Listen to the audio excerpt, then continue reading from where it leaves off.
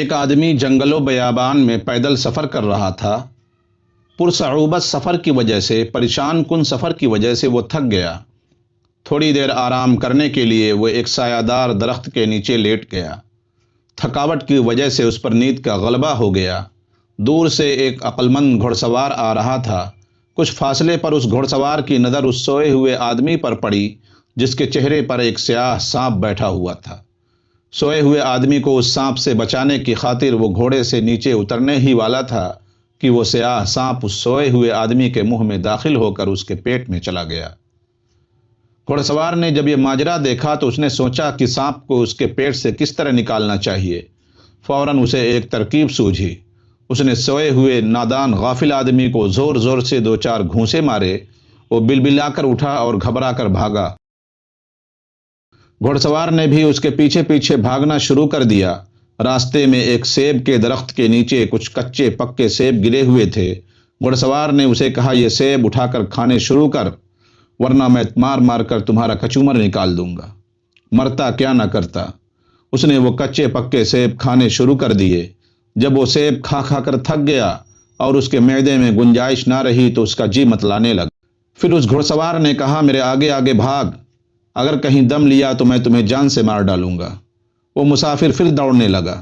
جب دوڑتے دوڑتے تھک کر سستانے لگا تو گھوڑ سوار نے پھر اسے ایک زوردار گھونسا رسید کیا۔ وہ بیچارہ ہاتھ جوڑ کر کہنے لگا، میں نے تمہارا کیا بگاڑا ہے؟ آپ مجھے کس جرم کے عوض سزا دے رہے ہیں؟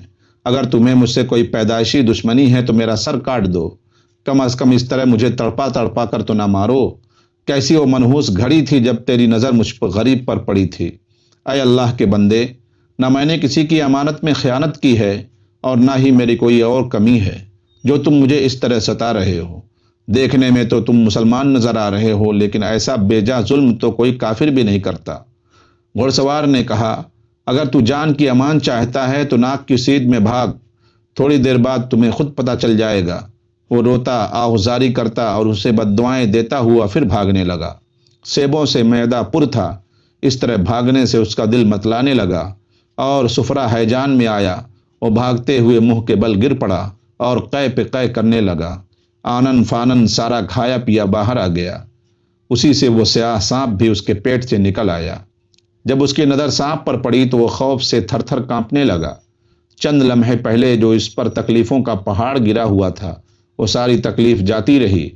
پھر وہ بے اختیار اس عقلمند گھڑ سوار کے قدموں میں گر پڑا اور گڑ گڑا کر اپنے کہے سنے کی معافی مانگی کہ تو میرے لیے رحمت کا فرشتہ ثابت ہوا ہے۔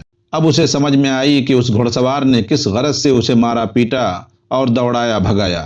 اس نے گھڑ سوار کا دل و جان سے شکریہ ادا کیا۔ تو میرا سردار اور ولی نعمت ہے۔ مبارک تھی وہ گھڑی کہ تو نے مجھے اس حالت میں دیکھ لیا، ورنہ میرا تو کام تمام ہو چکا ہوتا۔ تیرے سبب سے اللہ تعالیٰ نے مجھے نئی زندگی عطا فرمائی ہے۔ افسوس کہ تو مجھ پر ماؤں جیسی شفقت کر رہا تھا اور میں تجھ سے گدھوں کی طرح بھاگ رہا تھا۔ اے اللہ کے نیک بندے، اگر مجھے معلوم ہوتا کہ تو دراصل میرا بے خواہ اور محسن ہے تو میں اپنی زبان سے بےہودہ بکنے کے بجائے تیری تعریف میں رطب اللسان ہوتا۔ تیری خاموشی نے مجھے غلط فہمی میں مبتلا کر دیا۔ اگر نیک بخت تو مجھے حقیقت حال سے آگاہ کرتا تو میں اپنے محسن کو ایسے برے الفاظ سے یاد نہ کرتا۔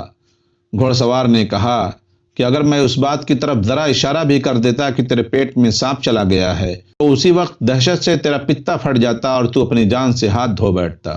اس وقت نہ تجھے کچے پکے سیب کھانے کی ہمت پڑتی اور نہ ہی قے کا طریقہ سوجھتا۔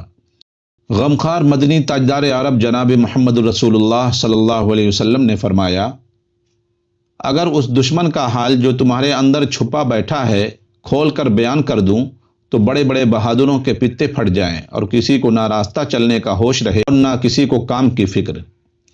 واقعے کا سبق، جس چیز کو تم زحمت سمجھتے ہو شاید وہ تمہارے حق میں رحمت ہو۔ دانا دشمن نادان دوست سے بہتر ہے۔ تعلیم و تربیت کے معاملے میں والدین اور اساتذہ بچوں پر جو سختی کرتے ہیں وہ بچے کے حق میں بہتر ہوتی ہے، مگر بچہ نادانی اور بے خبری کی وجہ سے اس سختی کو ظلم و ستم اور زیادتی سمجھ کر اپنے مستقبل کی راہوں کو تاریک کر لیتا ہے۔ جب وقت گزر جاتا ہے تو پھر یہ ایسی دلدل میں پھنس جاتا ہے کہ ایک پاؤں نکالتا ہے تو دوسرا پھنس جاتا ہے۔ اللہ تعالی ہم لوگوں کو صحیح سمجھ عطا فرمائے۔